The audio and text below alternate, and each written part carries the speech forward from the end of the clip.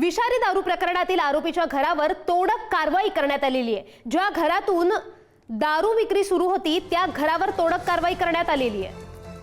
तर पुण्यातून ही बातमी पाहतोय, ज्या घरातून ही दारू विक्री सुरू होती त्या घरावर तोडक कारवाई करण्यात आलेली आहे।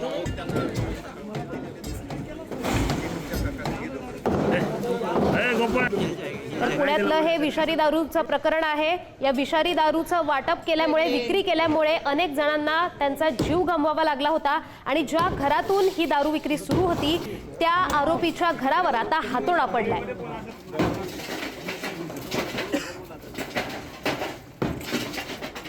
आरोपी असणाऱ्या कर्नल सिंग विरखा याच्या घरावरती अखेर बुलडोजर फिरवला जातोय। या ठिकाणी जर आपण पाहिलं तर महानगरपालिकेचे जे कर्मचारी आहेत ते या ठिकाणी पोहोचलेले आहेत आणि हे संपूर्ण जे घर आहे ते पाडण्याची एकंदरीत प्रोसेस सुरू असल्याचं पाहायला मिळते। माझ्यासोबत पिंपरी चिंचवड महानगरपालिकेचे अधिकारी आहेत, अण्णा बोदडे। काय एकंदरीत कशा पद्धतीने ही संपूर्ण कारवाई सुरू असते? हा, हे लोकेशन फार म्हणजे या ठिकाणी आहे तर तथापि आम्हाला लेबरच्या माध्यमातून हे कारवाई करावी लागणार आहे आणि थोडीशी रिस्की आहे, तथापि आपली कारवाई आता सुरू झालेली आहे।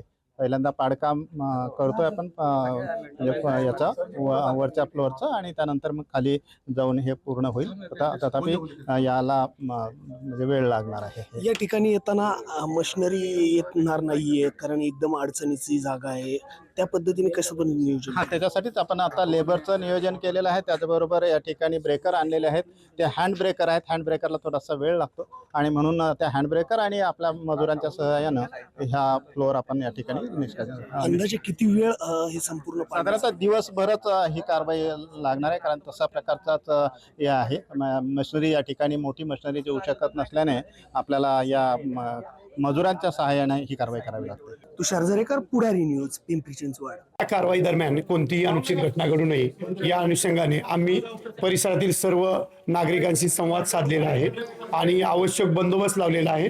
नागरिकांचा या कारवाईला सपोर्ट असल्याचे आमच्या निदर्शनास आलेलं आहे आणि कोणताही अनुचित प्रकार घडणार नाही असे दिसून येत आहे।